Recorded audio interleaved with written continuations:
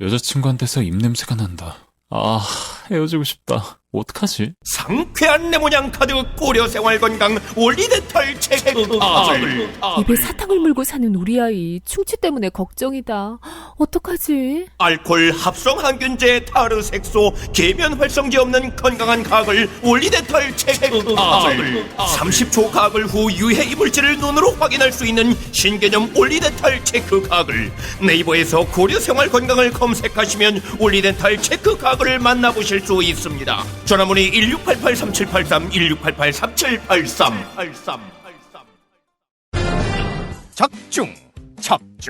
앱에서 예측하는 주식들이 적중? 요즘 투자자들 사이에 핫하다는 앱이 있었으니 빅데이터 기술로 투자 심리를 분석하는 앱 빅터.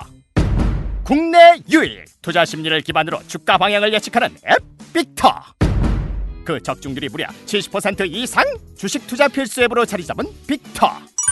지금 바로 구글 플레이 스토어에서 빅터를 검색하세요.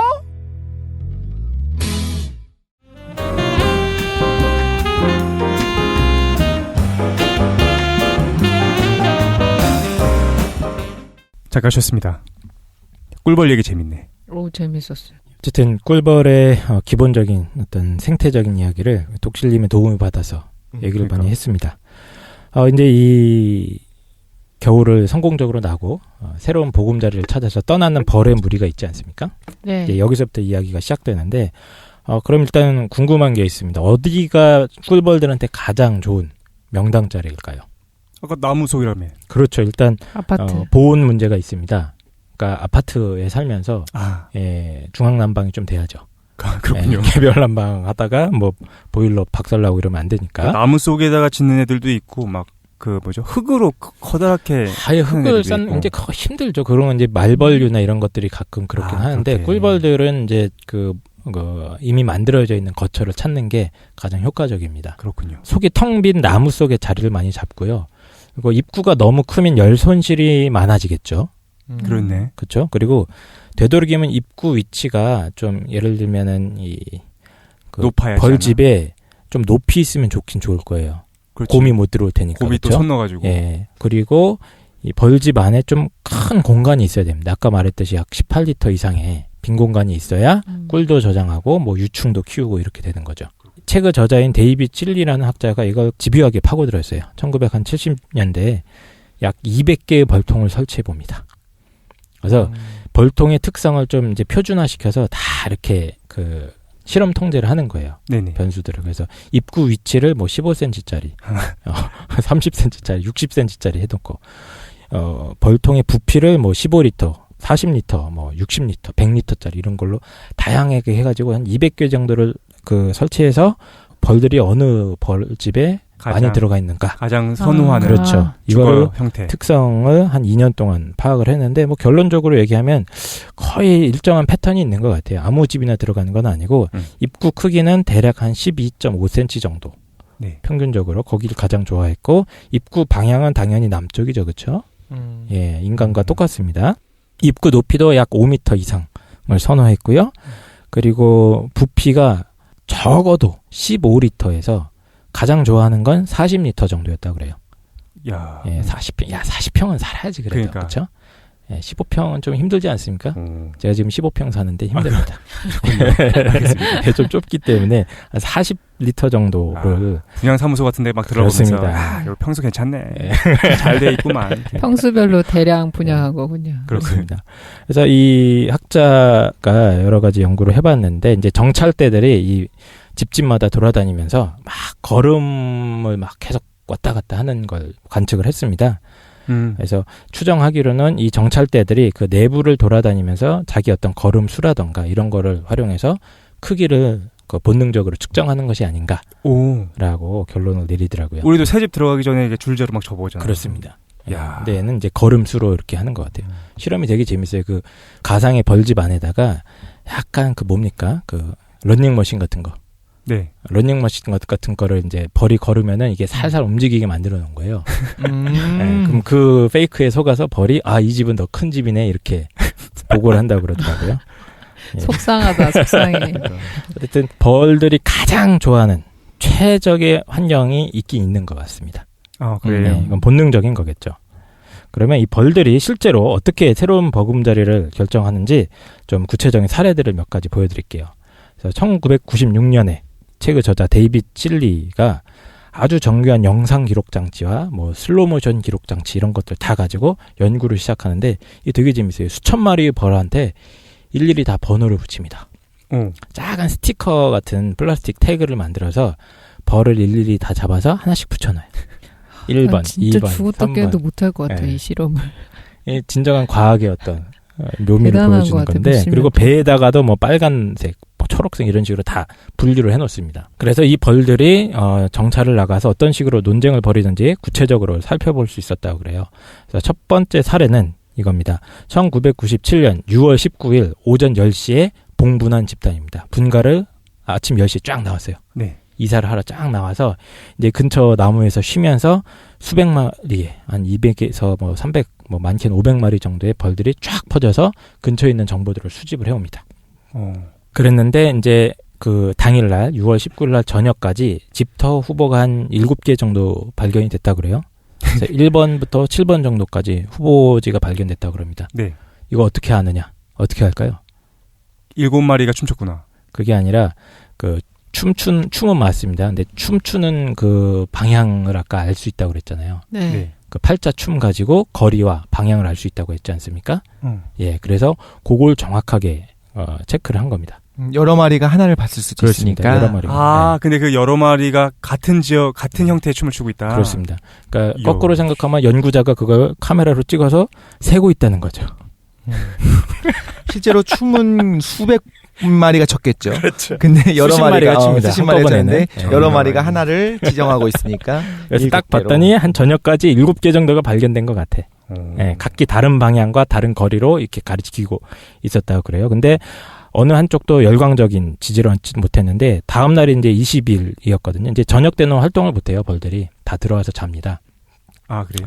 한숨 자고 아침에 이제 오전 20일 오전부터 갑자기 4개 정도 후보지가 더 추가가 됩니다. 그래서 8번부터 11번 후보까지가 추가가 되는데 이쯤부터는 이제 그 특정 후보지에 벌들이 이제 몰리기 시작해요. 애들이 그거 어저께 춤을 본 다음에 다음날 가서 보는 거구나. 네, 가보는 겁니다. 근데 그 궁금한 게 일벌들은 안 가고 그 300만 마리만 왔다 갔다 하는 건가요? 예, 그러니까 모든 일벌이 다 갈 수는 없고 정찰대가 따로 꾸려지는데 이 정찰대도 뭐 연구를 해본 결과 과거에 이제 먹이 사냥을 많이 나갔던 애들, 근처 지리를 잘하는 좋은 애들, 애들. 네. 또 나이가 좀 많은 애들로 구성이 됐다고 합니다. 신기하네. 예. 원로 회의 같은 거구나. 아니, 똑같잖아요. 저희도 이사 갈 때 가족이 다 가지 않잖아요. 뭐 어머니 가시든 아버지 가시든 집 볼 사람들만 쭉 다녀서 보잖아요. 예, 전체 집단의 한 3에서 5% 정도가 참가한다고 그래요. 이 정찰 임무에. 정찰대라는 다른 어떤 종이 있는 게 아니라 그렇습니다. 눈썰미 일하고 좋은 있는 애들 애들만. 중에서. 그래서 그날 오전까지 이제 7번과 8번, 9번 방에 후보지가 몰렸다고 해요. 예, 왠지 그래서 설레요. 내 집도 아닌데. 이사 갈 집 생길 대림 것 쪽, 같아. 뭐 강남역, 뭐 저기 좋겠다. 하남 뭐 이런데 후보지가 선정이 되죠. 그래서 거기에 좀 일벌들이 몰리기 시작하다가 그날 아침까지는 7번이 그 인기 투표 1위였습니다. 예, 요즘 뭐 프로듀스 101 하지 않습니까? 핑미, 핑미, 핑미업 이러고 있던데 몰라, TV 안 봐가지고. TV 좀 봐요. 그런 과정이 정확하게 일어나고 있어요. 꿀벌들의 또 행동을 관찰해 보면. 근데 이제 그 20일 날 오전까지만 해도 7번이 1위였는데 오후에 들어서 갑자기 판세가 변하기 시작합니다. 예, 12시가 넘어가면서 갑자기 9번 후보지로 벌들이 쏠리기 시작해요. 그래서 약 23마리의 벌이 한꺼번에 몰리면서 완전히 역전되고 그 결과가 20일 오후까지 계속 이어져서 다음날 아침에 완전한 합의가 이루어집니다. 네, 그래서 대부분의 모든 벌들이 이제 9번을 가리키는 춤을 추고 그 춤이 끝나고 나서 몇 시간 뒤에 집단으로 그쪽으로 이주를 하더라. 사례가 있습니다. 신기하다. 네. 그러니까 뭐가 있냐면은 꿀벌 개인의 선호가 있는 거야. 그 한 마리 정찰대 내적 세계를 한번 보면 여러 군데를 본 다음에 자기가 좋은 데가 있었던 거지. 네. 이야, 그걸 보고 온다고? 네. 대단하다. 두 번째 사례는 이제 같은 해 1997년 7월 19일 오후 2시 반에 봉분한 집단의 사례입니다. 그 저녁에는 크게 뭐 활동을 안 한 것 같아요. 그래서 그 다음부터 탐색을 시작을 합니다. 7월 20일 오전경에는 약 6개의 후보지를 발견을 했는데요. 그중에 1번이 가장 큰 인기를 끌었습니다. 근데 그날 오후 1시부터 3시까지 7번과 8번 후보지가 추가됩니다. 여기는 이제 경합 레이스가 시작이 돼요. 그날 오후에 1번, 2번, 7번이 같이 인기를 끌기 시작합니다. 3가지 지역이 인기를 끌었고, 근데 갑자기 오후 5시가 넘어가니까 1번 후보지가 탈락합니다. 이거 마치 무슨 경선 레이스 같지 않습니까? 그렇네. 예, 미국 대통령 경선 레이스처럼 막 이 순위가 역전을 하고 그래요. 예. 그래서 결국에 남은 건 2번과 7번이 경합을 벌이다가 해가 졌어요. 그 다음날 7월 21일 아침에 또 새로운 현상이 발견되는데 2번과 7번이 1위였는데 갑자기 4번과 11번에도 일부 벌들이 막 쏠렸어요. 하지만 2번과 7번이 계속 1, 2등을 다투고 있었습니다. 그러다가 이제 그 오전 9시부터는 갑자기 이제 7번이 1위로 확 올라가기 시작합니다. 예. 그리고 12시쯤 되자 이제 7번이 후보지로 대세가 쏠렸고 마지막으로 만장일치 합의가 이루어지는 그런 얘도 모습을 7번이네. 보여줍니다. 예. 아까도 7번 아니었어요? 그렇습니다. 그래서 역시 럭키7. 럭키7으로 또 날아갔습니다. 이 과정을 특징을 좀 살펴본다면 이런 것 같아요. 일단 정보 탐색 단계가 있어요. 정찰대가 꾸려져서 광범위하게 터집니다. 범위가 거의 5km 이상, 5km 가까이 날아간다고 그래요. 최대. 예, 5km 반경 5km 이내의 큰 범위를 갖다가 샅샅이 수색을 하면서 굉장히 많은 후보지들을 토론 테이블 위에 올려놓는 것으로 보입니다. 예, 자연 상태 꿀벌들은 20개 이상도 올린다고 그러고 이 학자가 실험했던 건 어느 정도 제한된 조건이었기 때문에 평균 한 10개 정도는 올렸던 것 같아요. 그래서 이 각자가 찾은 최적의 장소를 갖다가 보고 온 다음에 야 여기 대박이야 하고 무리로 돌아와서 쩐다고 하면서 그거를 춤을 통해서 아까 말씀드렸던 팔자춤을 통해서 표현을 하는 거죠. 그러면 그걸 보고서 다른 애들이 가서 보고 오고 여기 저기 그렇습니다. 보고 또 춤추고. 그러면 야 그 영숙이 엄마가 저기 좋대야 한번 가보자고 하고 우르르 가는 거죠. 예 마실 나가는 거죠. 가서 또 한번 우르르 봤는데 여기는 아닌 것 같은데 저쪽이 더 좋아. 이렇게 하고 또 딴 데도 가보고 여러 후보지들 돌아온 다음에 다시 또 춤을 추고 이 과정을 굉장히 오랫동안 반복을 한다는 거죠. 2, 3일 정도 걸리나요? 예, 보통 2, 3일 정도 걸리던데 합의가 쉽지 않은 경우도 분명히 있다고 그래요. 그러니까 아까 말씀드렸듯이 여왕벌이 어떤 의사결정을 하는 집단이 아니에요. 네. 여왕벌은 그냥 거기에 가만히 있는 거고 정찰 나간 그 정찰대들끼리 보고 와서 토론을 계속 하는 겁니다. 사실은. 대의민주주의죠. 입헌군 주제 같은데. 그러네. 네. 예, 그래서 꿀벌의 의사결정 과정은 약 300에서 500마리 정도의 어떤 정찰대가 한꺼번에 참여하는 어떤 민주적인 과정이다. 숫자도 굉장히 유사군요. 예, 그렇습니다. 국회의원 수 굉장히 유사군요. 예.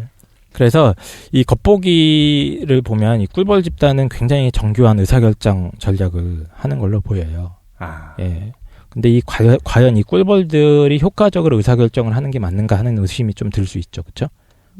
그냥 우연히 그냥 가서 때려 맞추는 거 아니야? 그럴 수도 있고. 이럴 수도 있는데 합리적이지 않을 수도 있지. 애들이 그렇죠. 막 쏠려다니고. 예. 그래서 이 데이비드 실리가 1997년에 또 실험을 합니다. 꿀벌이 많이 없는 애플도어라는 섬에 고립된 환경에 들어가서 꿀벌들이 항상 최선을 선택을 하는지에 대해서 실험을 하는 거예요. 그래서 역시 꿀벌통을 만드는데 이것도 약간 표준화시켜서 만듭니다. 네. 그래서 총 5번의 실험을 하는데요. 그 중에 금수저 보금자리를 하나 만듭니다.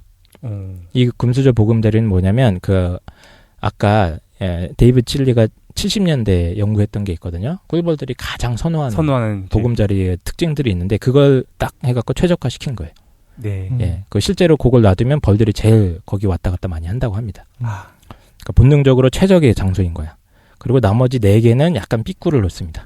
삐꾸. 예. 오랜만에 듣는다. 삐꾸. 입구가 좀 넓거나 부피가 너무 좁거나 이런 것들을 해가지고 5분의 1의 확률로 고르도록 하는 거예요.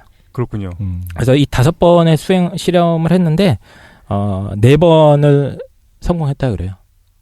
예. 좋은 데를 찾는구나. 그러니까 우연히 그냥 최적의 조건을 발견하는 건 아닌 것 같고 이 친구들이 그 의사결정 과정을 충분히 여러 번 반복하게 되면 최적의 장소를 찾을 가능성이 그만큼 높아진다라고 결론을 내리는 것 같습니다. 그런데 의사결정 과정을 거쳐도 삐꾸로 간 애들이 있다.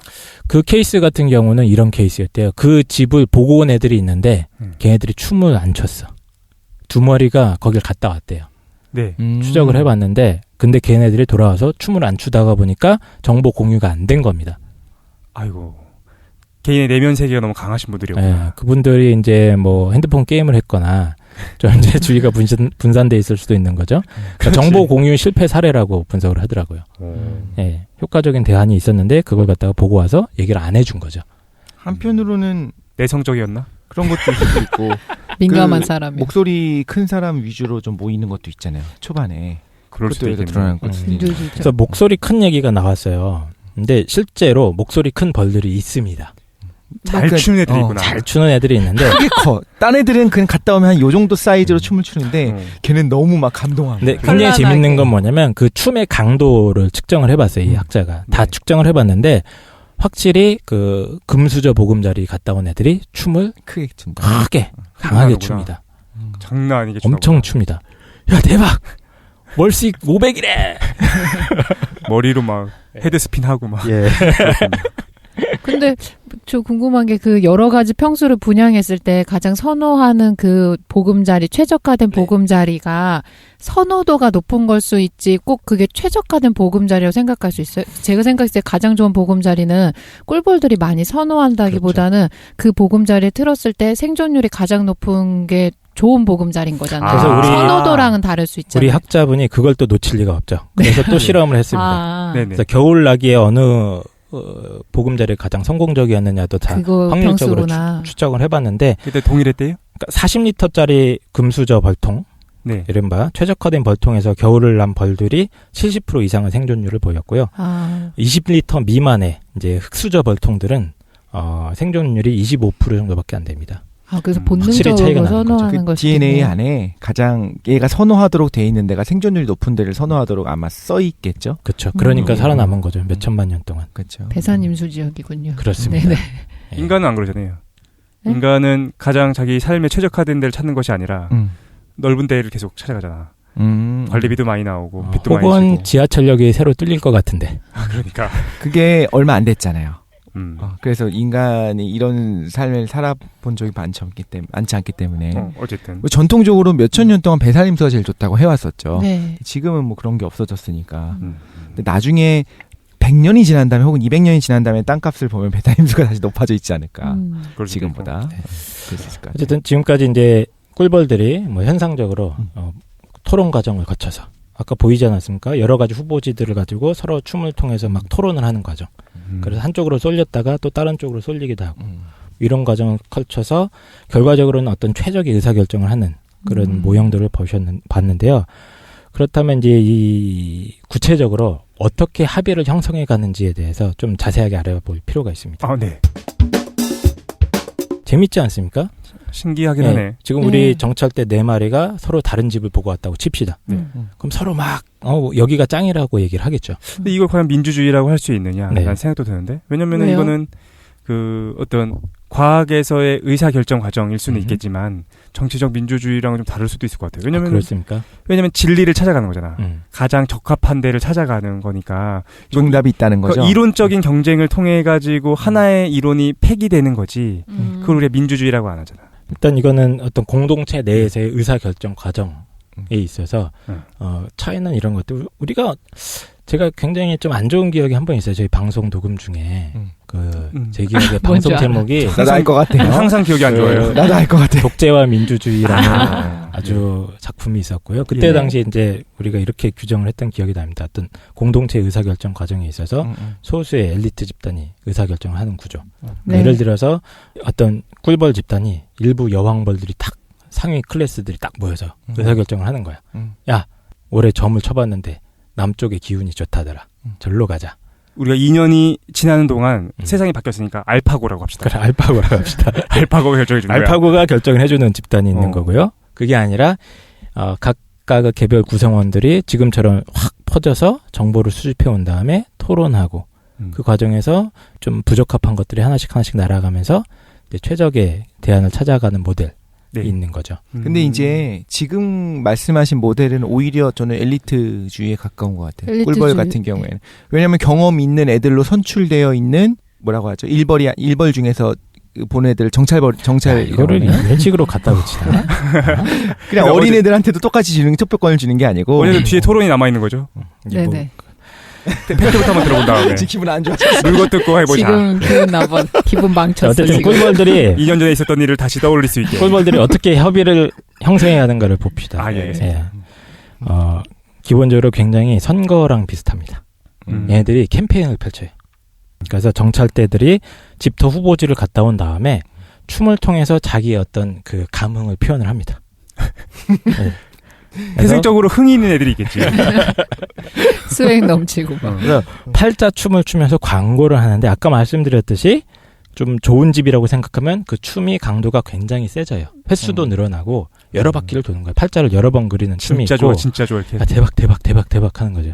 근데 조금 아닌 것 같으면 몇 번 추다가 말들고 이런 식으로 갔다 온 다음에 그 지역을 광고를 해줍니다. 마치 이제 선거 유세하는 거랑 비슷하지 않습니까? 이 과정도? 그렇지. 네, 지금도 그 길거리에 나가 보시면 춤추는 사람들이 많아요. 선거 유세를 위해서. 생물의 본능적인 맞다. 그렇죠. 핑미 하면서 춤을 추고 계시더라고요. 뭐가 선발되기 위해서는 춤이 항상 필요한 거죠. 네. 예. 어쨌든 이 좋은 벌통을 발견한 벌들은 열심히 춤을 추면서 어떤 캠페인을 벌이는 거죠. 여기 한번 가봅시다. 그 다음에 단계는 뭐냐면 후보지를 검증하는 단계가 있습니다. 아까 독실님이 자꾸 이건 무슨 엘리트주의라고 하는데 엘리트주의 모형이라면 한 명 그걸 제대로 보내고 와서 야 여기가 짱이야 가자 이래야 되지 않습니까? 네. 아니야 지금 엘리트 근데 이거는 이런 그때랑 과정이 똑같이 아니니까. 지금 오해하고 있어요. 잠깐만 일단 들어보고. 네네. 이거는 엘리트주의에 대한 어떤 서로 간의 불이해가 있는 것 같은데 네. 무기 좀 들고 와도 됩니까? 반지 빼지 말고. 반지 빼고 있어요. 반지 네. 끼는 게 유리하지 않나요? 가운데다 끼고. 가운데 할 펴야지. 때는 네. 어쨌든 간에 그 열렬하게 이제 후보지를 발견한 정찰벌들이 춤을 추기 시작하면 이제 다른 중립적인 벌들, 유권자들이죠. 네. 저기서 막 선거 유세를 하고 있으면 거기 관심을 보입니다. 하지만 그 오늘날 우리 사회 유권자들은 한번 보고 가죠 그냥 에이 하고 가지만 이 벌들은 직접 그 후보지를 날아가 봅니다. 그게 큰 차이가 있는 거죠. 그래서 다른 벌들의 주장을 검증하는 절차를 거쳐요. 진짜로 좋은가? 진짜로 좋은가? 이건 누가 시켜서 하거나 명령을 내는 게 아니라 자기들이 자율적으로 가는 겁니다. 잠깐만 내가 잘못 이해했나? 그 직접 가본 애들 모든 일벌이 다 가봐요? 아니라고. 정찰하는 애들만 가죠? 정찰벌들만. 그치. 그러니까 그 정찰벌들이 자율적으로 그 장소를 다시 방문해서 평가를 하는데 이 과정을 관찰해 보면 그러니까 이런 벌들도 있을 수 있잖아요. 왼쪽 애가 막 추니까 막 자기도 신나갖고 춤추고 따라서 네네. 그런 케이스는 거의 없다고 보면 됩니다. 선동당하지 않는다. 휩쓸려서 모방을 하는 벌들이 뭐 없는 건 아닌 것 같은데 네. 뭐 일부 발견이 된다고는 그래요. 항상 있겠죠. 항상 있겠지. 뭐 어디가 나가 있겠지. 옆에서 춤추니까 신나가지고 제가 흥이 너무 넘쳐 보이는 거야. 그러면 따라 하겠지. 그랬지만 대부분의 벌은 다시 한번 자율적으로 그 장소를 가서 뭐 자기 친구들 몰러 가서 마실 한번 갔다가 와서 좋다라고 자기가 판단이 들면 또 춤을 추기 시작하는 겁니다. 일종의 긍정적인 피드백이 계속 이루어지면서 네. 되는 거고 이 과정이 커지다가 보니까 어떻게 되겠습니까? 하나로 한쪽으로 이제 의견이 쑥 쏠리게 되겠죠, 그렇죠? 음. 네. 그래서 이런 후보자 검증 절차가 있다는 거고요. 네. 그 또 한 가지 재밌는 그 프로세스는 뭐냐면 쓸데없는 고집을 안 부리는 그런 게 있습니다. 우리가 민주적인 의사결정 과정에서 제일 짜증 나는 게 물론 다른 의견이고 존중은 해야 하지만 아무리 생각해도 비상식적인 의견을 끝까지 밀어붙이는 분들이 분명히 있어요. 잠깐만 이거 누구 지금도 있어요. 누굴 두고 하는 말 아닙니까 지금? 네, 넘버 3. 그 얘기구나. 죄송합니다. 그 쓸데없는 고집, 그러니까 쓸데없다기보다는 이제 부적절한 대안이죠. 이 경우에는 부적절한 대안을 계속 주장하는 벌이 있게 되면 사실은 지연이 되겠죠. 만장일치 과정이. 네. 이렇게 됐을 경우에 사실은 벌들은 굉장히 큰 위기에 처할 수 있습니다. 의사결정 과정이 고집센 벌이 있는 거야. 맞아. 목소리 크고 막 설치고 이런 벌이 있으면 합의가 잘 안 이루어질 수도 있는 거거든요. 네. 네, 근데 그러니까 이런 생각이 들었는데 완벽하게 A가 B의 모든 요건에서 다 좋으면 이제 A로 가는 것이 당연한데 네. 예를 들면 입구의 크기는 A가 우월한데 실제로 내부 공간은 B가 크다든가 이런 경우에 그렇죠. 실제는 그렇겠죠. 그렇죠. 이런 경우에 이제 두 개로 분리될 수 일종의 있을 이제 것 투표가 같아요. 이루어지는 거죠. 그 경우에는. 네. 근데 그 벌들의 경우에는 자동적으로 자기 주장을 이렇게 철회하는 메커니즘이 내재되어 있는 것 같아요. 이게 무슨 얘기냐면 벌들이 이제 처음 갔다 왔잖아요. 그럼 춤을 엄청나게 세게 추거든요. 네. 근데 두 번째 그 다음에 갔다 왔을 때는 약간 약하게 추기 시작해요. 세 번째 갔다 오면 확 줄어들고 그 다음부터는 거의 안 추게 되고. 익숙해지니까. 이제. 그게 익숙해진 건지 어떻게 된 건지 모르겠어요. 근데 이걸 거꾸로 생각해 보면 자기 주장을 갖다가 자동적으로 철회를 하는 거야. 한 3-4번 정도 갔다 오게 되면. 그러니까 이게 어떤 장점이 있느냐? 쓸데없는 고집을 부리는 애가 없어지는 거야. 일정 시간이 지나면 그치. 그거 다 리셋이 되는 겁니다. 자기가 보수면 평생 보수해야 되는 줄 알고 자기가 진보면 평생 진보해야 되는 줄 알고. 다들 자기가 하고 싶은 대로 해석하고 있어 지금. 지금 제 홍보하는 거. 아, 예, 알겠습니다. 그러면 지금 마지막에 인기 있는 곳은 네. 좀 간지 얼마 안 되는 애들한테 인기가 있는 곳이네요. 근데 그 의사결정 과정이 어차피 시간이 짧으니까 2박 3일 안에 끝나니까. 그렇죠. 그래서 그 시간 낭비가 좀 없이 빠른 속도로 의사결정을 할 수 있는 그 메커니즘이 있는 것 같다라고 추정을 하고 있습니다. 네. 예. 그 결과 부적절한 의견이 자동적으로 사라지고 계속 사실은 새로운 의견이 업데이트가 되는 거죠. 그렇죠. 새로운 거 위주로 가죠. 사실 이거는 인간 사회에 이런 게 있으면 참 좋을 것 같아요. 그렇지. 예. 기존의 자기 고집이나 경험에 의존하지 그렇습니다. 않고 예. 그때 현실에서 중요한 것들을 객관적으로 평가할 수 있으니까. 그러면 제일 이상적인 사회가 되겠죠, 우리 사회가. 그렇지. 예. 네. 어쨌든 이렇게 합의의 과정이 지난하게 한 3-4일 정도 계속되게 되고요. 일정한 정족수가 넘어가면 아마 꿀벌 집단 전체에서 승인을 하는 것 같아요. 여기로 가자.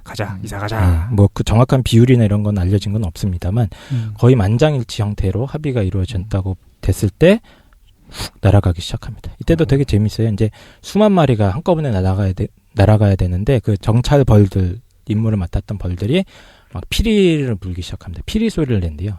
휙 하면서 그래? 예, 깨우는 거죠. 야, 웜업. 예, 가자. 예, 일벌들이 날려면 35도 이상으로 가열을 해놔야 된대요, 몸을. 그러니까 야, 준비해라 하면서 이제 돌아다니면서 깨우는 벌들도 있고요. 예. 야, 신기하구만. 그래서 그 일정 시간 지나서 온도가 쫙 올라오면 우웅 하고 날아오르기 시작합니다. 예, 대단한데? 대단하죠. 그래서 이 정찰 벌들이 아마 앞장서서 그 전체 무리를 이끄는 것으로 보이는데 그렇게 해서 새로운 집단이 탄생한다라고 볼 수가 있겠습니다. 그래서 데이비드 칠리라는 학자는 이 꿀벌의 어떤 집단적인 의사결정 과정이 영장류의 뇌가 의사결정하는 과정과 유사하다라고 분석을 하고 있습니다. 아주 간단화시키면 우리 인간들도 선택지 A, B가 있다고 칩시다. 네. 짜장면, 짬뽕이 있어요. 짬뽕. 그렇죠? 예. 짜장면이지. 그럼 이 둘 중 하나의 선택은 어떻게 합니까? 먼저 감각 정보를 통해서 서로의 맛, 색깔, 향 이런 것들을 축적을 하겠죠. 그리고 이거를 통합하는 기관으로 보낸 다음에 꾸준히 선택지 A와 B에 대한 근거들을 일정량 계속 축적하기 시작합니다. 데이터를 쌓기 시작하겠죠. 그렇죠? 장점들을 비교하는 네, 거죠. 장점들을 계속 비교를 하고 어느 순간에 장점이 이 정도면 됐다 싶으면 나는 짬뽕을 먹겠습니다. 라고 결정을 내리는 그런 상황인데 꿀벌도 비슷해요. 후보지가 여러 가지가 있는데 각각의 꿀벌들이 보고 와서 일종의 감각기관 역할을 하는 거죠. 예, 그 다음에 춤을 추면서 서로 정보를 공유하고요. 그 데이터가 쌓이면서 이제 근거들이 축적이 되고 일정 수준의 근거가 넘어가면 결정을 하는 그런 모형. 영장류 개체 하나의 머릿속에서 발생하는 일이 그렇습니다. 그 꿀벌의 집단 안에서 동일하게 발생한다. 그렇습니다. 그래서 이제 집단지능 집단 이런 이상. 이야기들이 나오는 수 있는 근거가 되는 것 같아요. 도대체 그 꿀벌 하나의 내적 세계가 궁금하다. 그렇죠. 도대체 어떻게 뭘 보고 있을까? 우리가 생각하는 중추신경에 비해서 너무나 미세할 거고, 그러니까 우리가 생각하는 것처럼 얘가 진짜 보고 와서 너무 좋다 이런 어떤 생각이라기보다는 본능적으로 막 되게 약간 색깔 같은 정도로 굉장히 단순화된 형태일 건데 그리고 흥분이 결과적으로- 있고 뭐 그런 게 어. 있겠지. 그냥 그 정도 신경 전달 물질에서의 어떤 농도가 높은 정도. 근데 결국엔 그게 정교하게 맞물렸을 때 이러한 집단적인 행동들을 하고 여기서 이제 이 의사결정 과정도 독특하지만 막 전쟁을 다른 꿀벌 무리와 전쟁 벌인다든가 이런 것도 보면은 굉장히 인간이랑 유사하거든요. 그러면 그 조그만 뇌라고 하기에도 좀 못할 정도의 그 공간 안에서 무슨 일이 벌어지는지 생각해보면 진짜 신비한 것 같아요. 그런 게. 그렇군요. 제가 드디어 또 그 자연의 신비를 안내한 것 같아. 기분이 좋습니다. 어떻습니까, 최 사장님? 신기하지 않습니까? 신기하지만 외계인보다? 신기하다. 신기하겠지만 이게 왜 민주주의입니까? 민주주의 본능이지. 본능에 의해서 한 거고. 그래서 꿀벌의 집단의 감각기관 역할을 하는 게 이제 정찰벌들이죠. 정찰대. 그래서 이들이 몇 시간에서 며칠 동안 집터 후보지에 대한 풍부한 정보들을 갖다가 쫙 수집을 합니다. 이게 굉장히 중요한 메커니즘인 것 같아요. 한두 사람이 찾는 것과 수백 마리에서 뭐 이익이 찾는 게 일단 대안의 숫자 자체가 굉장히 많아질 수가 있죠. 네. 그렇죠? 물론 알파고가 있어서 모든 지형을 다 스캔 떠서 가장 여기요, 최적의 여기. 그걸 결정해주는 모델도 있을 수 있겠지만 아직 알파고가 나타나지 않지 않았습니까? 아니 근데 문제는 알파고가 의사결정하는 과정이 수만 개를 서칭해갖고 그 중에 최적을 찾는 거라서 그렇죠. 또 알파고도 집단 지성을 이용해요. 그렇죠. 비슷해요. 아, 꿀벌이랑. 그렇구나. 근데 그 역할을 할 수 있는 게 사실은 이 민주적인 과정이라는 거예요. 각각의 개개의 벌들이 사실은 자기 하나 보고 온 거고 지 혼자 춤추는 거지만 각각이 보기에는 각각의 선택들이 굉장히 멍청한 선택일 수 있어요. 어떻게 보면. 맞아요. 그럴 수 있죠. 네. 하지만 그게 모이는 겁니다. 수백 마리의 정찰벌들이 몇 시간에서 며칠 동안 충분히 정보 수집을 하고요. 그 다음에 중요한 절차가 뭐냐면 이 정찰벌들이 막 분위기에 휩쓸리고 야 북한이 쳐들어온대 하고 이렇게 휩쓸리는 게 아니고 그 각각의 후보지에 대해서 독립적인 평가를 내리는 겁니다. 휩쓸리는 애들도 있는데 많은 사람은 동의하지 않고 네. 뭐 이렇게 여러 가지 의견들이 그러니까 카더라 통신을 믿고 막 춤을 추는 건 아니고 자기가 직접 한번 가본다는 거죠. 만약에 많은 사람들이 휩쓸렸다면 이게 소수 의견인 A 입장에서는 B가 비이성적인 선택인 것 같고 저 위치는 집 짓기에 적합하지 않은 것 같은데 아무튼 간에 저쪽에 사람들이 꿀벌들이 많이 좋아한다 싶으면 자기 의견을 또 철회하는 기능까지 있다는 거잖아요. 그렇죠. 그거는 자기 의견이 그 뭔가 부족하다고 생각해서 철회하는 게 아니고 모든 벌들이 다 철회가 돼요. 그냥 점점 줄어드는 네, 거잖아요. 점점 다 횟수를 줄어들어요. 갔다 갔다 할수록. 그래서 이 정찰벌들이 집터에 대한 독립적인 평가를 내리는 이 과정이 사실 중요하죠. 벌들이 분위기에 휩쓸렸으면 아마 진즉에 멸종했을 거예요. 예, 그냥 자기들이 가보지도 않고 평가를 내렸다면 진즉에 다 죽었을 테지만 이 독립적인 평가를 내리는 과정이 굉장히 중요하고요. 이 최적의 후보지를 발견한 정찰대들이 막 춤을 추고 그 과정에서 이제 일종의 논쟁이 벌어지죠. 그렇죠. 예, 그 다음에 또 갔다 와봐서 여기가 진짜 좋구나 하면서 춤이 계속 늘어나는 이 긍정적인 그 피드백 과정 때문에 어쩌면 꿀벌 집단이 항상 최적의 선택을 할 수 있는 것이 아닌가. 깡쌤이 이제 집중하고자 하는 부분은 그건 거지. 우리가 무엇인가 집단의 이익이 가장 커질 수 있는 방법이 무엇이냐. 그거는 다양한 정보들을 갖고 그렇습니다. 있는 개개인들이 그 경합이나 논쟁이나 토론을 거쳐가지고 가장 최선의 결과를 도출해내는 것을 우리가 꿀벌을 통해서도 알 수 있다. 맞습니다. 네. 그렇구나. 그래서 이 책의 저자가 마지막 장에서 꿀벌의 지혜라는 파트를 뒀어요. 그래서 꿀벌에서 우리가 무엇을 배워야 하는가. 네. 이 암울하고 답답한 현실 속에서 어떤 희망을 찾아야 하는가에 대한 얘기들을 하는데요. 꿀벌의 의사결정 과정에서 중요한 포인트는 이제 어떤 문제에 대한 다양한 해결책을 모색한다는 점입니다. 그러니까 한두 가지 정도의 해결책만 검토하는 것이 아니라 굉장히 많은 대안들을 갖다가 일단 다 찾아놔. 물론 전수로 조사는 아마 이론적으로는 가능할지 모르겠지만 현실적으로는 힘들겠죠. 네. 벌들도 모든 지역을 다 찾을 수 있는 건 아니에요. 하지만 가능한 범위 그쵸. 안에서 거는 하지만 한두 사람이 찾는 것보다는 뭐 수백 마리의 벌들이 쫙 펼쳐져서 물론 대부분은 굉장히 허접한 결론들일 겁니다. 네. 예, 굉장히 안 좋은 후보지들이 많을 텐데 그럼에도 불구하고 그걸 샅샅이 다 뒤짐으로써 오히려 그 안에서 최적의 후보를 골라낼 확률은 높아진다는 거죠. 예, 그래서 꿀벌들이 수백 마리의 정찰대를 보내서 사방 5km 이내의 근처 집터 후보지들을 싹 뒤지는데요. 요 과정 자체, 다양한 사람들이 참여해서 자기들이 생각하는 의견들을 내는 과정, 이 과정이 사실 민주주의의 핵심 아닙니까? 어떤 분들은 부정하고 계시지만 이 앞에서 지금 예. 예. 네. 어쨌든 그 과정이 사실은 평소에 우리들은 그 과정 자체가 불합리하고 비효율적이라고 생각을 하지만 이렇게 전체적인 관점에서 보면 더 효율적일 수도 있다는 거예요. 효과적인 대안을 찾을 가능성이 그러니까 높아질 수 있다. 실제로 꿀벌들이 진화적으로 생존하는데 가장 유리했던 방법이 뭐였냐면은 여왕벌이 야 이거야 라고 리더십을 발휘해서 끌고 갔던 것이 아니라 그렇죠. 실제로 민주적으로 우리가 보이는 해석할 수 있는 방식을 취함으로써 꿀벌이라는 종이 생존할 수 있었다는 거지. 그러니까 민주주의라는 것이 어설프거나 아니면은 비현실적이거나 그런 것이 아니라 집단의 생존을 위해서 가장 좋은 절차일 수도 있겠다. 그렇습니다. 그리고 또 한 가지 포인트는 이 해결책들을 토론의 장 위에 딱 올려놓고 그 안에서 논쟁을 하는 과정이 굉장히 중요합니다. 왜냐하면 그 논쟁 과정이 뭐 시간 낭비가 아니고 다양한 정보들이 경쟁하면서 종합되는 과정이라는 거예요. 그러니까 후보지가 뭐 10개가 있으면 그중에 장단점이 다 있을 텐데 그 장단점을 갖다가 이제 중앙통제센터에서 모여서 평가를 해야 되지 않습니까? 논쟁 과정이 다름 아니라 그 과정이라는 거죠. 예. 그리고 중요한 것 중에 하나는 이 평가 과정에 참여하는 그 개체들의 독립성입니다. 자율성. 이 개체들이 함부로 다른 사람의 의견에 흔들리지 않고 맹목적으로 추정하는 것이 아니라 직접 가서 평가해보고 그 결과 자율적으로 판단을 했던 이 메커니즘이 사실은 꿀벌의 생존을 도왔다.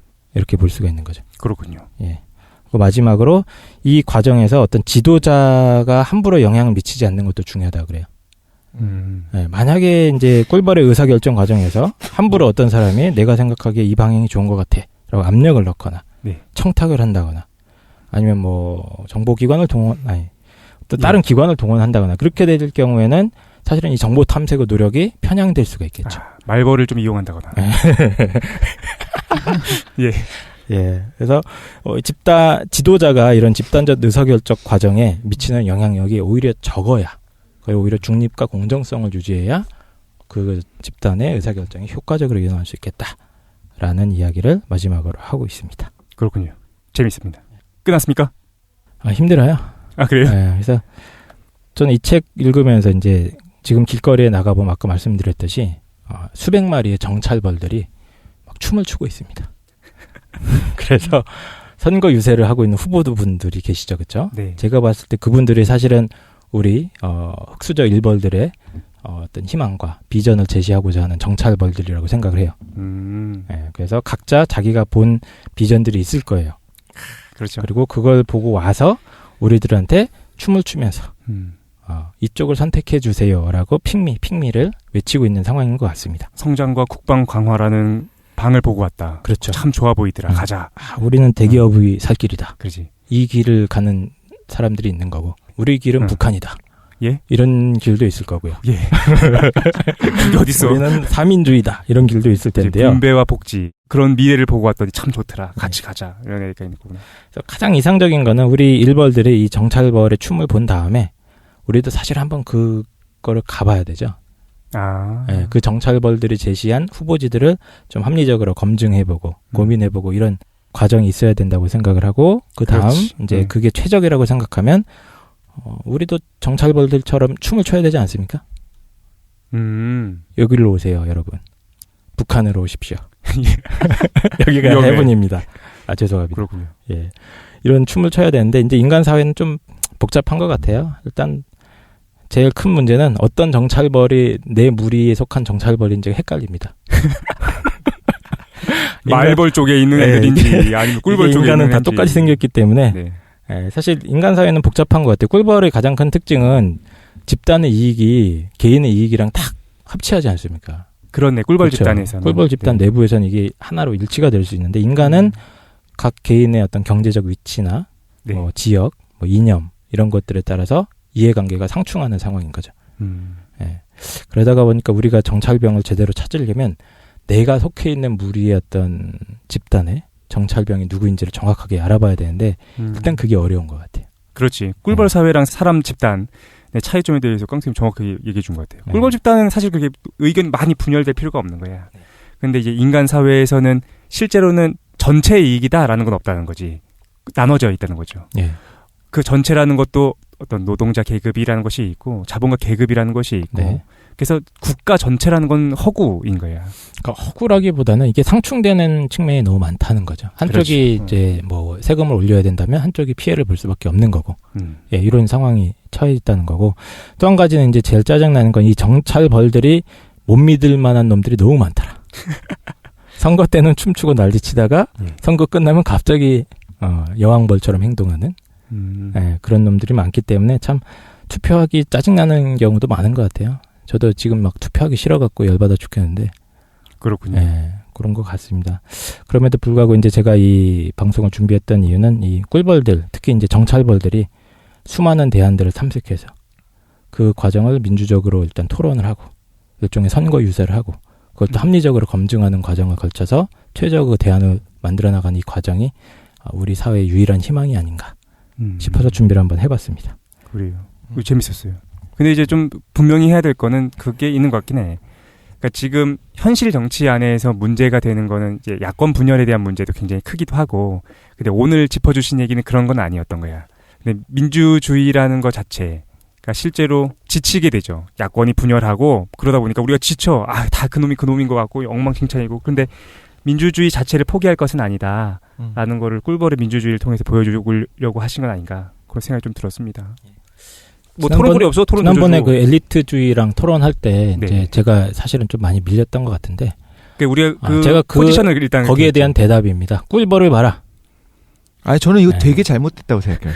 아니, 꿀벌이 핵심- 보여주는 네. 게 지금 핵심적으로 엘리트주의를 보여주고 있어요. 전혀 그거는 아니, 잘못된 봐봐. 얘기인 거예요. 모든 벌들이 찾아가는 게 아니고 대표가 정찰대만 임의로 가잖아요. 정찰대만 가요. 그 정찰대는 누구냐면 어떤 집이 최적인지를 알아볼 수 있는 전문가 집단인 거예요. 네. 그래서 경험이 적은 애들은 정찰대에 들어갈 수 없는 거고, 그래서 그래서 걔네들이 대표가 임의로 선정하는 거예요. 근데 아니, 지난번에 일벌들도 참여할 수 있어요. 뭐 그렇게 얘기하면 내 생각에 근데 일벌들이 참여하겠지. 우리가 네, 이 일벌들이 참여하는 정찰벌, 과정이에요. 일벌이라고 구분했으니까 정말로 선을 긋듯이 나눠진 거라고 생각할 텐데 실제로의 생활에서는 그 경계가 애매할 걸. 그래. 그러니까 지금 지난번에 토론에서 좀 비슷했었던 게 깡쌤은 계속 뭐를 오해하는 것처럼 느껴지냐면 엘리트주의에서의 전문가들은 토론을 안 할 것이다, 혹은 다른 국민들의 여론을 전혀 듣지 않을 거다, 한두 명이 독단적으로 처리할 거다를 전제로 깔고 가는 거예요. 근데 저희가 그때 이야기할 때는 전문가 집단 안에서 토론도 일어나고 다른 사람들이 이야기하는 것들을 민주주의에서, 일반적인 민주주의에서는 모두가 말하는 걸 모두가 듣는 거라고 한다면 일반 시민들이 말하는 거를 엘리트들이 듣는 거를 우린 전제로 깔았었는데, 그거를 그런 위대한 엘리트가 있으면 제가 섬기겠습니다. 그러니까 알파고. 우리가 그때 알파고가 얘기했었던 게. 있으면 제가 섬길 텐데. 또 하나는 꿀벌의 방식이 제가 볼 때는 소수 의견이 되게 무시되기 쉬운 방식이거든요. 자동으로 줄어드니까. 근데 저는 이런 생각이 들어요. 자연에서, 제가 볼 때는 당연히 꿀벌들의 행동은 엘리트주의에 가까운데, 자연에서 엘리트주의가 발견된다고 해서 인간이 그걸 따라야 되는 당위가 있는 건 아니에요. 그렇지. 당연히요. 우리는 민주주의를 따라가는 게 맞아. 근데 이제 꿀벌을 그 민주주의의 어떤 되게 이상적인 형태로 볼 수 있는가에 대해서는 조금 모르겠어. 이 연구가 이제 70년대에서부터 90년 사이에 진행됐다라는 것도 어떻게 보면은 2000년대까지도 계속 됐던 얘기죠. 서구에서 민주주의라는 것이 가장 당위적으로 정당화됐으니까, 그러니까 이것이 이제 과학 집단 사회에 적용된 걸 수도 있고. 만약에 그럼 18세기에 17세기에 이 연구를 했다면 똑같은 현상을 보고도 다른 결론을. 그치, 귀족제나 수도 있겠죠. 아니면 뭐 원로회의 이런 것들을 지지하는 의견이 될 수도 있겠다라는 거야. 정찰벌들이 귀족이라고 지금? 원로.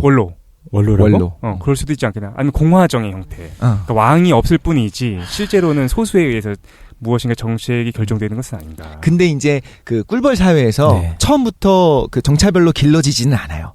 일벌 중에 일부가 정찰벌을 하는 거야. 그거는 맞는데, 이제 그래도 경험 많은 애들, 아까 말씀하셨잖아요. 태어난 지 얼마 안 된 애들이 이제 그 집 안에서 여왕님 모시고 혹은 어떤 새끼들이라고 하나? 그 애벌레들 이렇게 모시고 그런 것들을 하거든요. 걔네들은 이제 집을 결정하는 과정에 참여를 못 하죠. 네. 이제 경험이 어느 정도 쌓인 애들의 소수가 이제 선택돼서 걔네들한테 이제, 그러니까 결국에는 간접 민주주의는 맞아요. 데이제. 데이는 맞아요. 데이 그렇죠. 민주주의는 일종의 맞는데 데이제처럼 보이죠. 이거 데이제로 보이죠. 근데 이제 일부 그 데이 대표들이 과정이- 참여하는 거죠. 의사결정 과정에. 그리고 전체 꿀벌들의 힘이 적용하는 건 아니잖아. 그지? 300마리의 그 별들이 이끌어가면 거죠. 휘파람을 불어서 깨워내면 나머지 모든 그 어떤 노동자 계급의 꿀벌들은 따라갈 뿐이잖아. 그렇죠. 심지어 여왕벌도 그냥 따라가는 이게 거죠. 무슨 민주주의입니까? 이게 제목을 잘못 줬어. 이주 꿀벌의 민주주의. 문제만 결정하는 거지. 그러니까. 자신들의 계급이나 역할이 바뀌는 건 아니잖아요. 그렇죠. 네. 어떻게 생각하십니까? 각세이 갑자기 세 명이 질문을 지금 끝나야 될 때에서 질문을 막 인상 했습니다. 표정이 안 좋아지고 있어. 꿀벌의 민주주의에 대한 어떤 이 아름다운 이야기를 듣고 특히 이런 파장으로 끝났어. 이런 이야기를 할 수 있는지 굉장히 분기탱천하고 있습니다. 그렇군요. 알겠습니다. 근데 일단 지금 나왔던 말들은 이제 꿀벌의 모델을, 의사결정 모델을 어떻게 해석할 것인가의 문제인 것 같긴 한데요. 근데 저는 여기서 주의해야 될 점이, 일단 판단에 참여하는 주체들이 굉장히 복수이고 다수라는 거. 요거 굉장히 중요한 포인트라고 보고, 그 복수의 주체들이 소위 말하는 일종의 자유로운 토론이죠. 어떤 편향되어 있는 힘이 작용하거나 어떤 권력이 작용하지 않고 스스로 각자가 독립적인 개체들끼리 정보를 교환하고 공유하면서 최적의 결정을 만들어 나가는 이 과정 있지 않습니까? 예, 그 과정 자체가 사실 우리가 이상적으로 꿈꿔볼 수 있는 어떤 민주주의의 방향이 아닌가 싶어서 보내드린 겁니다. 그러니까 현실은 전혀 그렇지 않잖아요. 뭐 현실의 이제 실제적인 민주주의 모습과는 전혀 다르고 그렇긴 합니다만 그럼에도 불구하고 우리가 어떤 이념적인 이상적인 모습의 민주주의를 얘기를 하고자 한다면 여러분들도 지금 자꾸 엘리트주의 얘기하는데 알파고밖에 믿을 게 없잖아요. 그러니까 이상적인 거 그거밖에 없다고. 여왕벌은 못 예, 믿겠고 그러니까 알파고를 믿죠. 민주주의의 어떤 가장 이상적인 모습을 생각을 해본다면 결국 우리 소위 말하는 이제 시민들이죠, 그렇죠? 우리 흑수저 시민들께서 직접 정찰벌이 되는 게 가장 좋은 방법이고 그렇지 않다면 여러 정찰벌들을 이렇게 심의하시면서 진짜 그들이 제공하는 어떤 후보지들이 제대로 참된 길이 맞는지 특히 내가 나한테 도움이 되는 길인 거지 를 갖다가 정확하게 검증하는 그런 참여의 기회가 있어야 되지 않나 이런 생각을 해봅니다. 그렇죠. 깡쌤이 말씀하시고자 하는 핵심은 그건 것 같아요. 그러니까 휩쓸리지 말고 직접 따져봐라. 직접.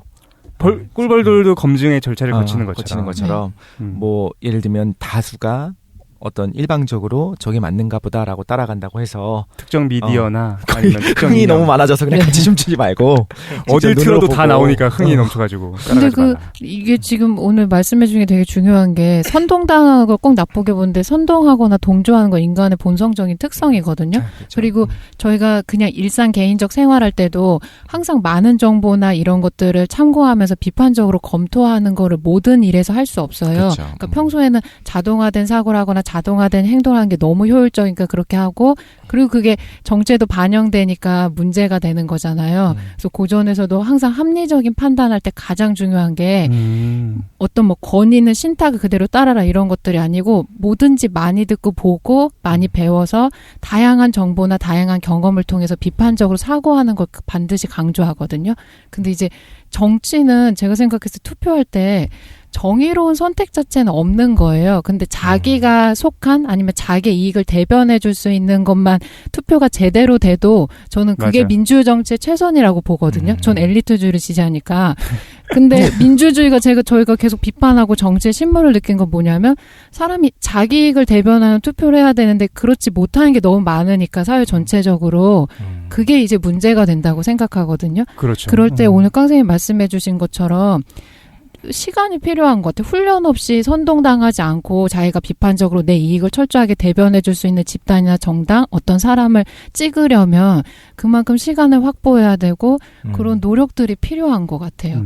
네네. 근데 사실 그 자기 이익이 뭐냐에 대해서도 이제 여러 가지 의견들이 있잖아요. 그렇죠. 네. 자기 이익이 나에게 뭐 세금, 나 같은 경우는 자영업을 하니까 세금을 낮추는 게 좋아. 혹은 뭐 우리는 개인이니까 최저임금을 높이는 게 좋아. 이게 이제 직접적인 이득이라면 그게 아니라 우리가 볼 땐, 아니, 그러니까 어떤 집단이 볼 땐 굉장히 비이성적으로 보이지만, 아이고, 뭐 여왕님이 행복했으면 좋겠다. 실제로 영국의 많은 국민들이 자기 이익을 위해서라고 여기서 말한 여왕은 영국 여왕. 그렇죠, 영국 여왕이죠. 네. 그 왕실을 폐지하는 게 더 나은 건데도 불구하고, 물론 그 왕실 때문에 얻어지는 이득이 있잖아요. 관광객이 온다든가. 네. 하지만 거기 들어가는 돈도 천문학적이라서 없애는 게 맞다라는 얘기들이 많음에도 불구하고 나의 척박한 현실에 살아가는 가운데서 저기 로열 패밀리가 있대라고 하는데 그게 그냥 마음이 좋아서 거기 돈 쓰는 거 내 세금으로 거기 돈 들어가는 걸 찬성하는 사람들 많이 있거든요. 그러니까 내 이득이 뭔지를 이야기하는 게 되게 애매한 것 같아요, 사실.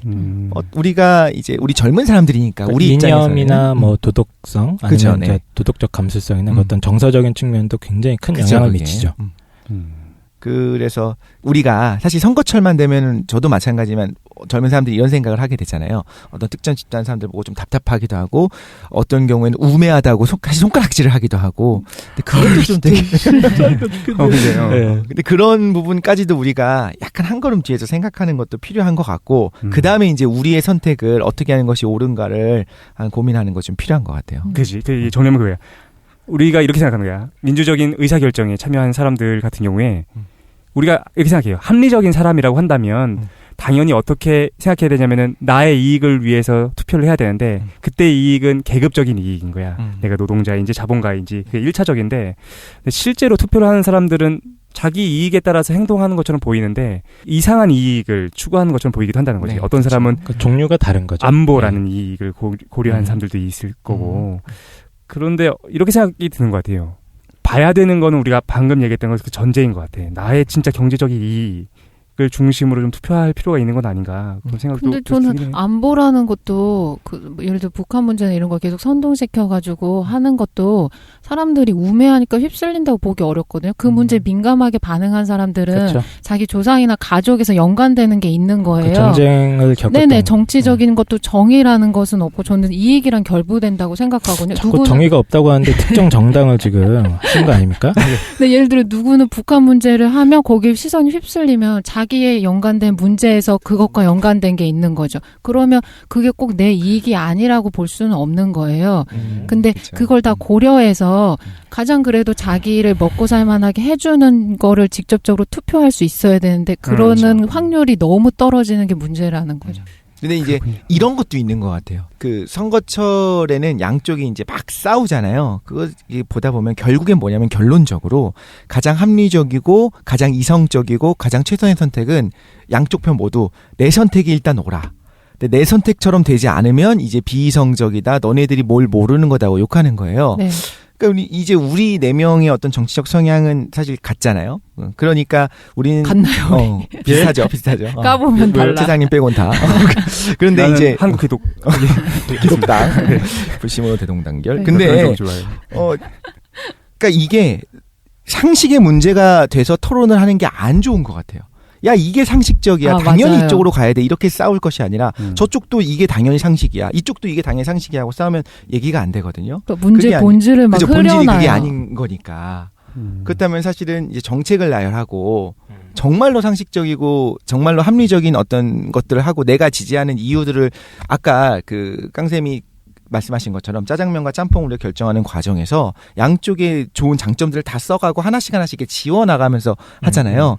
근데 우리는 그게 아니라 당연히 이게 맞아, 당연히 저게 맞아 이렇게 하다 보니까 토론 자체가 안 되는 게 아닌가 싶은 생각이 들어요. 근데 그런 면에서 지금의 미국의 선거 어떤 미국에 하고 있는 어떤 그런 선거 유세 방법들이 과거에는 굉장히 좀 부러웠었는데 요즘은 좀 진흙탕 싸움이 있긴 한 것 같아요. 근데 그걸 보면 좀 부러운 게 그래도 정책을 갖고 토론을 하고 그렇죠. 어떤 정책이 옳은가에 대해서 이제 평가를 하려고 하거든요. 근데 우리는 좀 그런 부분이 아직은 좀 부족한 게 네. 아닌가 싶은 생각도 들고. 뭐 선거 구도가 너무 지역 구도로 펼쳐지는 측면도 그렇죠. 있고 그래서 네. 많이 그러니까 사실 제일 중요한 건 정책 문제 아닙니까? 그러니까 네. 각 정당마다 혹은 후보자마다 공약이라는 걸 내잖아요. 이게 사실은 그들이 우리한테 제시하는 어떤 가장 중요한 거죠. 후보지죠. 음. 예, 장차 우리가 살게 될 새로운 보금자리의 모습인데 이거 자체가 좀 선명하게 제시가 안 된다거나 아직도 뭐 공보집 보셨어요 혹시? 전 배달이 왔던데. 저도 배달한 것만 봤어요. 공약 뭐 없는 후보들도 아예 있고 아직도 예, 그런 것도 많고 좀 답답한 것 같아요 그런 부분들은. 한편으로는 공약도 좀 위험하죠. 왜냐하면 최상영님이 그때 한번 얘기했었던 것 같은데 공약은 그냥 좋은 얘기를 다 해요. 747 공약도 그렇고 경제를 살리겠다, 경제 민주화 이루겠다. 최근에 뭐 대통령도 이렇게 하겠다라고 했는데 사실 전혀 처음부터 못할 거다 우린 전부 다 그 공약 못 지킬 거다 했는데 네. 한다고 했잖아요. 토론에 나와가지고 그러니까 제가 대통령이었으면 이미 했어요. 막 이런 식으로 얘기를 했었었는데 그 영국 대통령입니까? 네 그런 네. 있었어요. 근데 오바마 얘기하는 거 아니에요? 아, 예. 오바마? 근데 실제로 못했잖아요. 그 공약이라고 하는 것도 결국에는 그쪽이 하고 싶은 얘기들, 듣고 싶은 이야기들 해주는 거에 불과한 것 같고 사실은 그 정당이 어떤 색깔을 띠고 색깔이라고 하는 건 그 빨간색 그걸 말하는 것이 아니라 어떤 식의 방향성이나 방향성을 지향점. 가지고 있는지를 보고 판단하는 것이 가장 옳은 게 아닌가라는 생각도 들게 되고요. 지금 도인님 말씀하신 것처럼 정의로운 곳은 따로 없거든요. 그렇기 때문에 다 정의롭지. 다 정의로워. 자신의 정의가 있어. 그래서 이게 정의로우니까 이걸 뽑아야 돼라고 우리가 당위성을 두려고 하면은 좀 공허하다는 거. 이 두 가지가 좀 생각할 필요가 있는 것 같아요. 그렇군요. 일단 시간이 많이 돼가지고 네. 이거에 대해서는 얘기할 수 있는 것들이 많이 있는데 저희 것도 참고하고 다른 정치 팟캐스트 많이 너무 좋은 게 있으니까 많죠. 같이 들어가지고 개인이 선택하면 좋을 것 같고 우리는 마무리 일단 합시다. 네. 마무리해야 될 것 같아서 30초씩 자신의 생각을 좀 얘기한 다음에 오늘 얘기를 좀 마무리하도록 하겠습니다. 어떻게 들으셨나요? 저부터 얘기하면 이게 섞여 있는 게 어떤 사안이 항상 복잡해 보이는 거는 두 가지 이상의 주제들이 섞여 있기 때문인 것 같아요. 근데 이제 독실이가 아까 전에 이렇게 얘기했잖아. 상식과 비상식으로 나누면 안 되는 문제다. 누구나 다 상식적이지. 좌든 우든 상식적인 정책 그걸 비교해서 우리가 누구의 이익을 대변하고 있는지를 확인해야 된다. 근데 그거에 대해서 불만을 가지신 분들도 있을 거야. 왜냐면 상식과 비상식의 얘기가 맞다라는 거지. 왜냐면은 우리가 뭐 다 아니까 얘기하면 지금의 집권당 같은 경우에는 경제적인 거, 대기업이나 아니면은 여러 가지 이익들과 결부되어 있기도 하고, 그래서 비상식적으로 자신의 권력을 유지하려고 노력하고 있다. 그렇기 때문에 이거는 정의와 비정의의 문제, 부정의의 문제다. 그러니까 모든 게 상식적이라고 얘기하면 안 된다라고 생각하시는 분도 계실 거예요. 그렇죠. 또 어떤 친일파의 문제 또 같이 그렇지. 연결이 되고 독재나 민주주의에 대한 문제나 분리해서 생각해야 될 것 같아. 자기가 초점 맞추고 있는 하나의 주제로 모든 것을 다 해석하려고 하지 말고 주제를 분리해서 상식과 비상식의 문제도 존재하는 거야. 그렇죠. 네. 하지만 그 주제는 그 주제로 논의가 돼야 된다라는 생각이 들어. 반면에 상식적인 것들이 경쟁으로도 보아야 된다라는 거지. 정당이라는 것이 어떻게 보면은 어떤 계급의 이익을 대변하는 것인가에 대한 문제로 초점 맞춰서 그걸 또 생각해 봐야 된다. 그래서 모두 좀 고려해라. 주제를 좀 분리해서 두 가지를 병행하면서 좀 나아가야지 하나의 주제로 다른 주제까지 환원시켜서 설명하려고 하다 보면 타인과 대화가 되지 않는다라는 생각이 좀 들었어요. 그래서 주제를 좀 분리해가지고 우리가 병행적으로 같이 얘기해보는 시각이 필요할 것 같고, 깡쌤이 말씀해주신 꿀벌의 민주주의에 대해서 우리가 엘리트주의를 많이 논의하긴 했지만 돌아보게 되는 것 같아. 우리의 민주주의가 원래가 어떤 것이었는가에 대해서 생각해보게 한다는 점에서 좋았습니다. 재밌기도 하고. 감사합니다. 끝. 저도 너무 재밌게 잘 들었어요. 처음에 꿀벌의 민주주의 한다고 하셔가지고 저는 막 원론적인 얘기들 나올 거라고 예측하고 있었는데, 처음에 꿀벌 생태계 얘기해 주신 것도 너무 재밌었고, 그 다음에 이제 민주주의랑 연관시키는 의사결정 과정도 너무 재밌었거든요. 근데 정말 중요한 게 개인의 삶이나 정치적인 거 결정할 때도 깡쌤이 말씀해 주신 것처럼 다양한 정보를 비판적으로 검토하는 거는 저희가 어려서부터 훈련되는 것들이 정말 중요한 것 같아요. 그리고 이제 두 번째로는 개인도 자기가 살면서 인생이 막 뒤바뀔 정도로 급변하는 거는 정말 드물잖아요. 근데 인생이 살아오면서 정말 예전이랑 달라졌다 이런 게 없는 것처럼 환경을 바꾸는 건 너무 어려운 일인 것 같아요. 근데 사회적인 구조나 나라 전체 환경 바꾸는 건 정말 더 어려운 일이라고 생각하거든요. 근데 그 기회가 저희가 항상 투표로 주어지잖아요. 그러니까 내 개인적인 삶을 어쨌든 되게 변화시켜 볼 수 있는 기회가 오는 거기 때문에 중요하게 생각해야 되고 반드시 능동적으로 적극적으로 성취해야 되는 게 아닌가라는 생각이 들었어요. 저도 최 소장님이 말씀해 주셨던 것에 동감을 해서 이제 지금 듣는 분들이 대부분 어떤 정당을 지지하겠다 혹은 어떤 정책을 지지하겠다는 거를 결정을 내리셨을 것 같아요. 근데 저는 그거에 대해서 왜 이걸 지지하는지를 얘기할 수 있어야 되는 것 같아요. 디테일하게. 네. 그러니까 마음으로 사람들이 합리적인 결정을 내린다고 하지만 사실 감정적 결정을 먼저 내리는 경우가 굉장히 많거든요. 저도 그럴 수 있고요. 근데 그래도 하다못해 자기 합리화도 시켜야지. 아니 당연히 이거야 라고 내가 지지하는 정당을 지지하는 근거가 당연해. 얘네가 이거이기 때문이야. 정의롭기 때문이야. 그렇지. 그렇죠. 이렇게 하면 안 되고 저는 얘기할 수 있거든요. 제가 모 정당을 지지한다고 예전에 좀 얘기한 적이 있었는데 그 정당을 지지하는 이유를 얘기할 수 있어. 그리고 그것이 누군가 볼 때는 비합리적인 선택일지라도 그렇죠. 하지 마. 이렇게 자신이 어떤 지지하는 정당 물론 바뀌지 않을 거예요. 뭐 디테일한 내용들을 따져본다고 해서 바뀌진 않겠지만 구체적으로 내가 왜 그걸 지지하는지 한번 생각해보는 것도 필요하고, 그리고 다른 정당을 지지하는 사람들은 왜 그걸 지지할까를 쟤네들은 뼛속까지 썩어서 뭐 친일파라서 뭐 이런 식으로 생각할 것이 아니라 그럴 것이 아니라 왜 지지하는지를 약간 공부를 좀 같이 해보면 적어도 대화가 가능하지. 꿀벌은 대화하잖아요. 꿀벌은 우호적이잖아요. 그렇죠? 적대적이지 않아. 서로 신뢰 이런 게 있는 거죠. 네. 같은 팀이라는. 그런 부분에서 우리가 좀 배울 것도 많이 있는 게 아닌가. 그리고 그 꿀벌 이번에 좀 준비하시는 걸 알고서 좀 저도 공부를 했거든요. 근데 저는 동물을 접할 땐 좀 이성적으로 판단하기 힘든데 꿀벌은 정말 귀여운 것 같아요. 생긴 것도 너무 귀여워. 꿀벌 편해. 부엉이도 귀엽다고. 그럼요. 부엉이도 귀엽죠. 부엉이는 멋있기도 하고 고양이도 귀엽고. 그래요. 근데 꿀벌도 보면은 곤충치곤 진짜 귀엽죠. 그죠? 알겠습니다. 동의하기 어렵다. 동의 안 하겠습니다, 저는. 네네. 아니 귀여워. 털이 뽀송뽀송해. 뭐요? 독실님의 어떤 독특한 취향 네. 존중하겠습니다. 털. 저도 마무리를 할게요. 저는 이야기를 너무 많이 해가지고 이제 짧게 줄이도록 하겠습니다. 이복의 시인이여 꿀벌에게 가서 그들의 삶을 배우고 현명해지게나. 지금 파르메니데스 생각났어요. 깡쌤 아니 깡쌤? 이거는 버나드 쇼라는 버나드 쇼. 미국의 유명한 작가가 했던 얘기인데요. 이 책의 저자가 마지막에 이런 얘기를 해요. 그러니까 꿀벌은 인간이 어떻게 살아야 하는지 보여주기 위해 신이 보낸 전령이다. 계속 진짜 신을 그래요? 끌어들이는데 지금 계속. 깡쌤이 달콤함과 만든 거죠? 아름다움과 스테판 평화로움 속에 살아가는 신의 전령.